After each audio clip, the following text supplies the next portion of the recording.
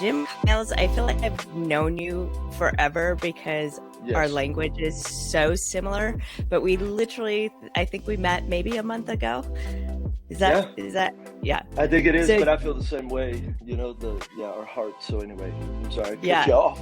No, that's so. I think we're both raring to go on this because Jimn Kyles is the founder of a beautiful church down just outside of Houston, Texas, and then he's written a book. And what really has prompted me to get you on here is he's written a book.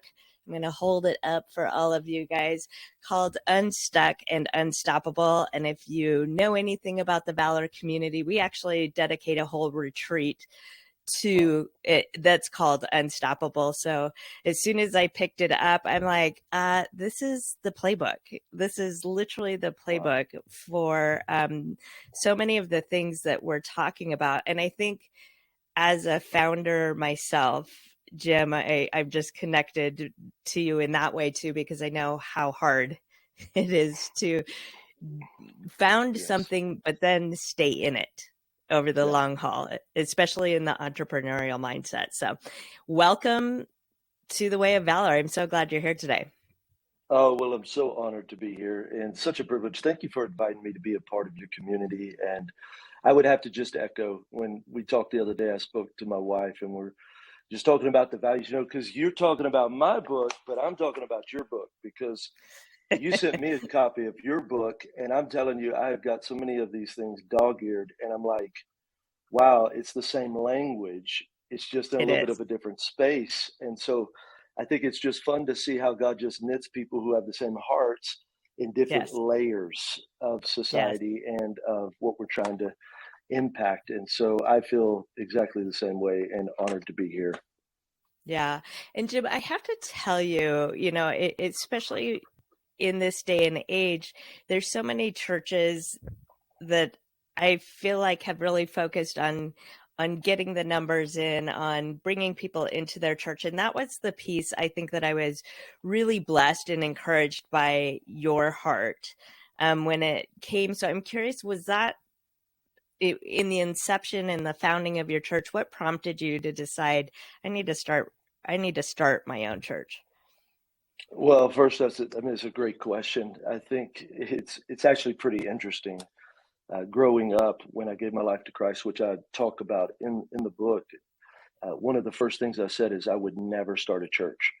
So I think it's very fascinating how that God will take you on a journey, and just be real careful when you say I would never, I'll never. I And always lo and duck and behold, cover.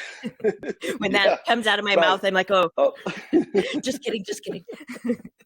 Well, and I wonder if some of that is not because of insecurities of fear, but whatever the journey, God knew that He would have us plant a church, and so we were a part of a church in the Houston area. And truthfully, I was on a mission trip. I've learned to be faithful in the now and not look for the next. And so throughout the journey, people will say, well, were you wanting to plant a church? I had no idea I'd plant a church.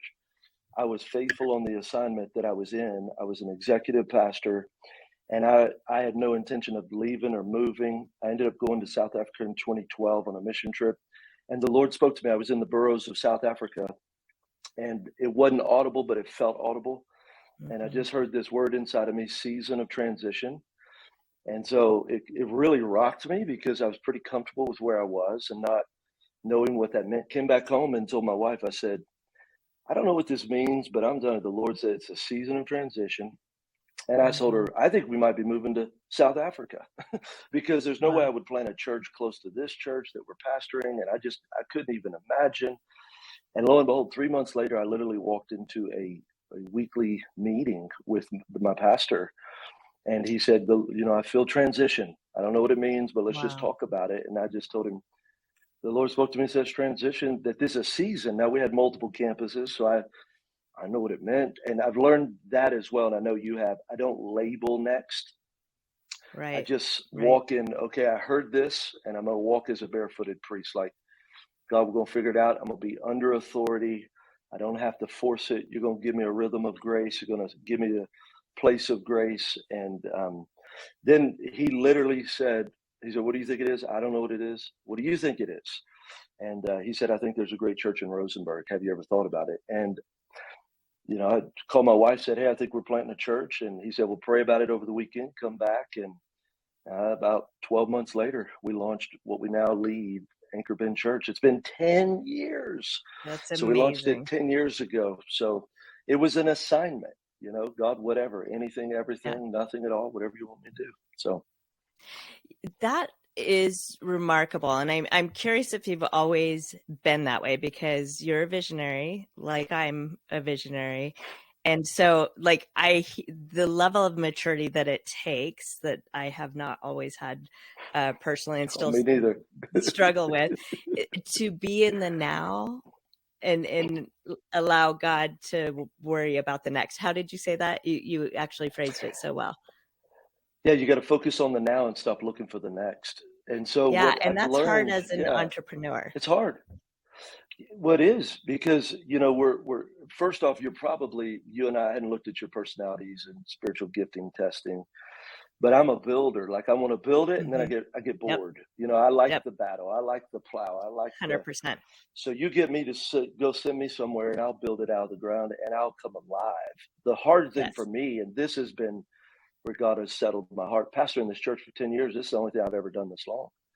And to preach to the same people, the same 12 months, and I say the same people, the same city, so that to me has been just the labor of, hey, just build deep, not wide, and just stay faithful. And it has been a process, but I think you dream, and then you hold your dreams lightly and loosely. And it's like, I think it's there, but you set it to the side. I can't tell you how many dreams God's given me while I was on assignment, that had I focused on building it while on the assignment, it would have gotten me off of assignment.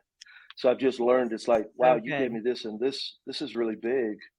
Let me set it on a shelf and cultivate me in the field. It's like David and Goliath. People think about the story, but David never set out to beat a giant. He was actually an errand boy for his father. So he was an Uber Eats driver. He went from one important person to another important person, just bringing food and word, and finds himself on a battlefield. And in his faithfulness on his assignment, what was an errand for man became a mission for God.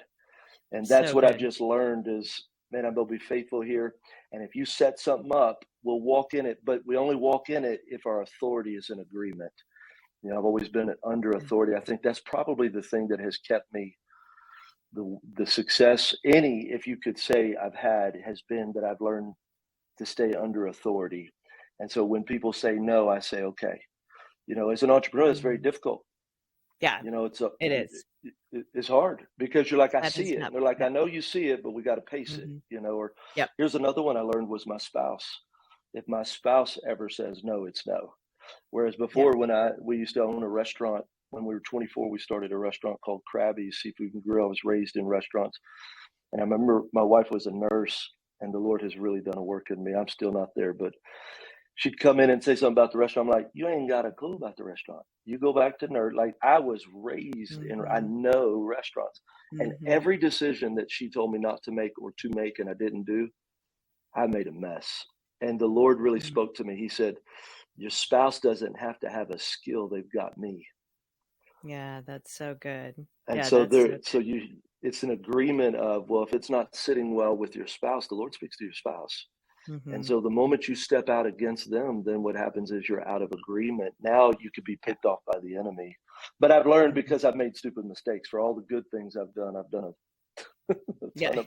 bad. Yes, that is definitely I can hear the voice of maturity that's gone through the fire a few times and gotten it wrong. I think of Joseph, with what you're saying, Joseph, and he had his original dream of his brothers bowing down and decided it was his job to make that mission happen. He would have tried to rise up in Goshen, and God never intended for him to rise up there. He was going to perfect his character over the journey. So I've definitely found that in our own life, that God often breathes something into my spirit, but to your point, settling in to just letting that rest in you and marinate in you is an important part of the journey. Yes. Well, let me ask you this. How have you found to be able to identify what's now and what's next? Have you found a way? Have you found like, hey, this is kind of a litmus test. This is something that I found that helps me.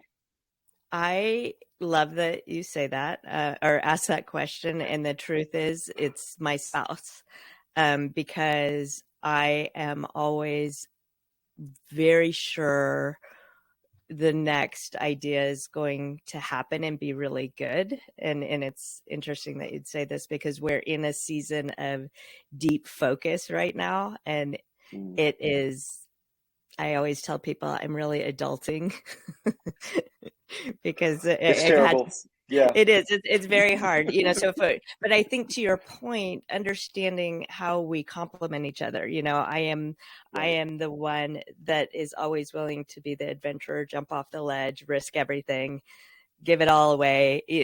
Those are just part of my makeup. Whereas my husband, thank God for him, is the reason my kids are steady and stable. Right. Right. Is and learning to trust the people in your life that God has given you to counterbalance Balance it.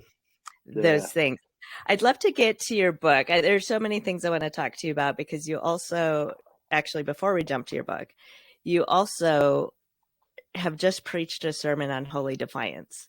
So I'd Yes. love for you to talk about the balance of what you're saying being under authority and the sermon on holy defiance, because I think that is a great conversation to be had. By nature, I'm defiant, so that's not the problem. It's Hmm. the holy piece that challenges me. So I'd love to understand your thoughts around that. Wow. Well, we did. I just did a message called Holy Defiance, and I felt the Lord really begin to speak to me. I have 4 Gen Zers. We're doing a thing called Pray for Gen Z, and it's 70 days of focused prayer for Generation Z. And it really was birthed out of. So it's so interesting. Somebody said, "Well, what made you do that? What made you organize it?" Well, because I'm a father of 4 Gen Zers, and one of them is really struggling. And so much so we had to fly back home early from a very important conference and some mentoring and some people that I was with. And we literally just left. I said, "Get us a flight. We're going home." And spoke to my child the next morning, took him to breakfast, and said, "You're so important. I'm not here and I'm not there, and I've canceled everything for the rest of this year." And my child just said, "Thanks, Dad. That means a lot." And Mm-hmm. out of this journey has been he is really defiant in a lot of ways. And for a long time, I was trying to break it, and I felt the Lord say, "I don't want you to break it. I put it in there, so don't break it. Redirect So it." good. So Because good. if we break what's in them, that's the very thing God placed in them that is called to defeat the giants that we were meant to slay, but either couldn't or wouldn't. And Yep. now God has raised up a new generation of giant Mm-hmm. slayers that need that holy defiance. And so we define Yeah. holy defiance as standing up against anything that is defying our holy God and his people. Right. And Right. so anything that's unjust, anything that is morally corrupt, anything. So we're not going to pick fights, but here's a great example. And I told our church this last week, and I'm in that. It's a 4-part series, Holy Defiance. But I just told them again, and I know your heart breaks. I love Target and I hate Walmart. Right. And, I 100%. hadn't shopped at Mm-hmm. Walmart in 8 years, but I will not shop at Target ever again. I mean, when you Agreed. have shirts that Yep. say Satan loves trans and Yep. Jesus doesn't, and you've got this whole section about tucking bathing suits, and it's at the very front of the store. Yep. Here's what I told our church. I said, if this bothers you, you're going to hear more of it. So we will not be Yep. silent, Right. because if we support Target, you're funding the enemy's plan to destroy God and his church. They literally have an agenda to destroy the church and to defame and defy God. And so Right. whether it's Barnes and Nobles, whether it's Target, now I hadn't seen anything at Walmart. So I just told my church, I said, "I heard Walmart's got cool clothes, but I'm going back.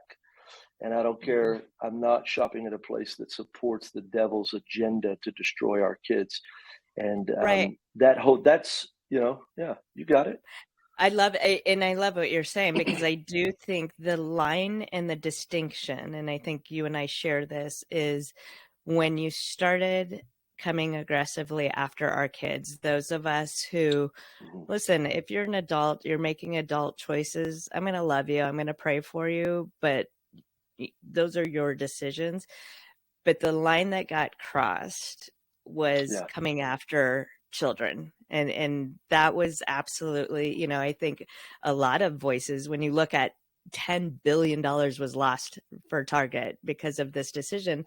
And I think the difference, because that agenda has been running for years, the difference without check. was you came out after our kids. Yep, And while we love our country, we will fight to the death for our kids. And I 100%. think 100. that is the thing that we're here today for, right? That's you and I are Absolutely. living for. Your Gen Z, pray for Gen Z. In fact, we'll make sure we include in our show notes information to learn more about Oh, pray for that's Gen great. Z, because guys, this is where it's at. The battle is won in prayer. Our hearts are positioned in prayer. Favor is given through prayer. All of those have happened, and that's really where you and I started connecting, was wrapped Yep. around your prayer for Gen Z. I'm going to shift gears here because I have a lot, but I'm putting everything in the notes. So anything we're talking about, you can go track, because Jim is somebody that you're going to want to listen to. But in your book, and I have it all marked up here, you really talk about 4 foundational principles Yes. and I'm guessing you remember them, but I can definitely Yes. No, I got refresh it. your memory on them. But I'd love for you to talk about that, of really how you go from being stuck and To moving becoming into an unstoppable. unstoppable. Yeah. Mm-hmm. Yeah. Well, the whole premise of the book was I was stuck. And so I didn't intend to write a book. I was stuck. I felt stuck. Felt like the Lord showed me some principles. My church was stuck. It was post pandemic.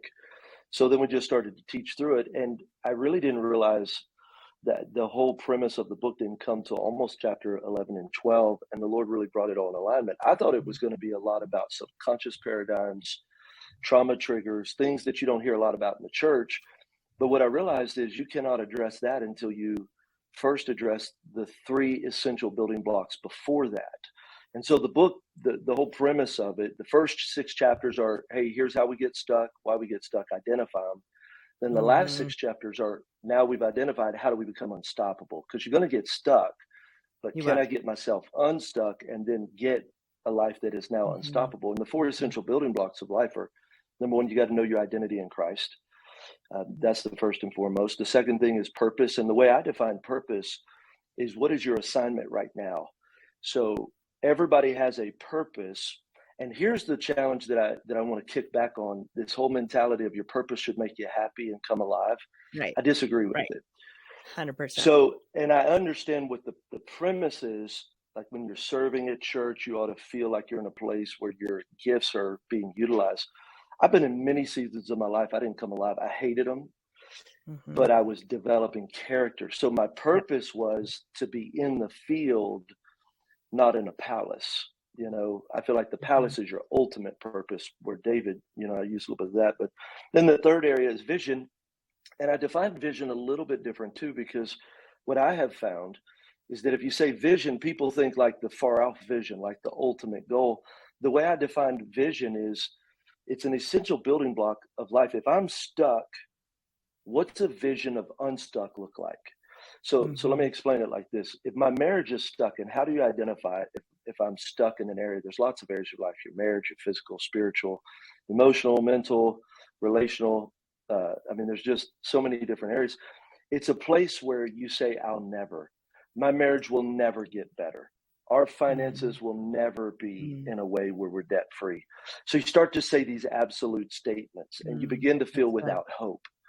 Mm-hmm. So when you have that, it's very difficult to say, hey, what's the vision 10 years from now, when I can't see to tomorrow? And Mm-hmm. because you can't see beyond your pain, you keep reproducing your pain, because we become what we behold. So whatever vision you see, like she's this, he's that, and it's all negative, you're going to keep reproducing what you see. So the way we get vision is, what does unstuck look like? Okay, your marriage is falling apart. What would unstuck look like? Well, we communicate. We communicate in normal tones. We're Yeah. respectful. right? Mm-hmm. Our kids don't see us fight. So, wow, okay, I can get a picture of that. Well, that'll never happen. I understand. But can we just agree that's what Unstuck will look like? For him, yes. For her, yes. Okay, It's now good. what's my purpose? That's what I have to Mm-hmm. do right now to get that vision to become a reality.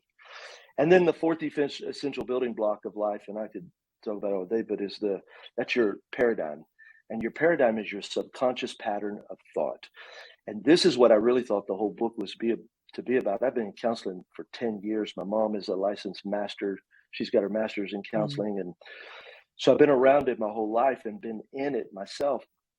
But did you know we have anywhere from 12 to 60,000 thoughts in a day? Isn't that mind-blowing? And most people couldn't tell you 100 of them. And so what that means is you got 12,000 to 60,000 thoughts just going. We call that your subconscious. That's your program that's running your life. It's subconscious. 95 up to 95% of your life is ran on autopilot. And the stats show that 80% of what we think subconsciously is negative and 95% is repetitive. So we Wow. automatically are living lives on autopilot that are producing negative lives because we never break the cycle of these negative subconscious patterns of thought. And then, of course, trauma has a way to play into all that. So there are four essential building blocks of life. And if you'll discover and define them and work on them, you may get stuck, but you'll never stay stuck. And you will live an unstoppable life. So so good. There's so much to unpack there, but what in the paradigm, because what I have discovered in my own life and as well with others it's the problem with it is it's unconscious and being able to, I know for me, traveling globally had everything to do with revealing scaffolding that was in place in my life that was holding me back because of thoughts I was having that I didn't even realize were part of it. What would you recommend to listeners to even understand what, if you had parents in an unhealthy marriage, you're probably somebody that doesn't believe there's more. Yes. Well, first off, let me just say you're normal. I had some subconscious paradigms that sabotage me. We all do. And I would also just affirm this: everybody is dysfunctional. And so this mentality of they're dysfunctional and we're healthy is just an absolute lie. There's degrees to dysfunction, but the very fact that sin was brought into the world, we all have a level of dysfunction. And so here's the way that we identify trauma. Because really your subconscious, there's two primary ways that your subconscious paradigm is formed. Is that it's number one, it's formed in heightened emotional experiences. So that's where if there's a really high or a really low emotion, a thought is planted into your heart. When you believe the thought, it now becomes a part of your belief system, which becomes a part of your paradigm. The other one is your environment. So the environment that you were raised in creates your subconscious paradigm. Let me give you an example of it. So an example would be most people vote based on the home they were raised in. Why? Because as a child, your parents said, we are Democrat, or we are Republican, or we are independent. It's a thought that is believed. And once it's believed, it's put into the subconscious of your life. Here's a great story to illustrate it. Even as a teenager, I went to work for a guy's name was Joe Cato. He had a lawn company. And we were driving one day, and there was this amazing Chevy truck. Now, I don't drive trucks. I had a car back then. But I'm like, Joe, that is a great truck. And he said, which truck? He's acting silly. And I said, man, that one. He said, that Chevy? I said, yeah. He said, that ain't no truck at all. I said, what are you talking about? He said, you see the WT? There was a WT on the backside. He said, any truck that has to put a WT on it to let people know it's a work truck, that ain't no truck at all. We drive Fords. And that was all he ever said. Never thought about it again. Then in my early 40s, late 30s, I bought a truck. Now, I didn't even recognize this till I began to write the book and was thinking about how you know what kind of truck I did not buy? I did not buy a Chevy. You know what kind of truck I did buy? I bought a Ford. Now, did I have a previous bias? I didn't. But Joe's words were planted in my mind. And that's a simple illustration. But since I believed his word, now the filter of my life is Chevys are not good trucks at all, whether I ever even recognize it or not. And Fords are absolutely the best trucks you could possibly buy. So that's an illustration of how you plant thoughts in. And here's how wicked the devil is. most of your subconscious paradigm is formed when you're a child. Right. Which is So why education and where your kids are going to school and what they're being taught is literally so important. You're 100% right. Cannot overstate the fact of what you're saying. In fact, I write about a couple of stories of one of my kindergarten teachers, and I was writing on my desk, and I took it to her, and there were some pencil marks on it. I think it was kindergarten, and she said, "That is horrible. You didn't even try." Well, I did try. So I ended up lying to her because I didn't want to get in trouble. And then the lie that I believed was my good enough was never enough. Wow. And not that that would never happen somewhere else, but I just thought, wow, in such an impressionable age, she didn't mean to, but she was harsh. Right. She criticized my work. I was embarrassed and I lied. And then I just said, well, because I had given my best, but clearly my best is not enough and it never will be. And so just later on in my life, I had to process, where does that come from? And so and you asked how you can identify, and I got a little sidetracked with how they're developed, that you identify it by this. Any place where you get triggered, that's a place where you go to start looking for a subconscious thought, a paradigm, a thought that's been placed in your paradigm that is sabotage. So let me say, if you're in a drive-through and somebody says something and you blow up, you go from 0 to 10. What has happened is that you were triggered because of pain from the past, from a trauma. And a lot of times what people say, well, you just acted like a child. It's 100% right. Because that inner child, maybe I was 6 when I felt that emotion, just shows up in the present. And because it's unhealed, he is unhealed. There is no chronos time with your subconscious. It's instant. And so that inner child shows up. That's why you act like a child. You could be a grown adult talking to your wife, and I'm sure nobody has ever had this happen, and all of a sudden you're embarrassed because of the way you act with your spouse, but something got triggered. You got to go back and say, well, there's unresolved, we call it unresolved pain, there's trauma. And so then you just go back to the spot. Here's how you can address it. When was the first time, first you have to identify the emotion. What emotion did I just feel? Why did I get triggered? When was the first time? And you ask God to take you to the first, because the first is the place where the enemy put the lie in your heart. And that's where you have to go back and pull the lie, and you got to replace it with the truth. Okay, no, I am valued. God loves me. I have great value. And then you begin to put the word of God back in you. And it takes a little bit of focus and time, but if you'll address it over time, that trauma becomes healed and it becomes a scar, not a scab. That is so good. Hey, Jim, I would love to have you back because I feel like there's so much more I want to say. So we're going to pause this podcast right now, and there's going to be a part 2 to it. So thank you for joining us on this one. We're going to pause for a minute here.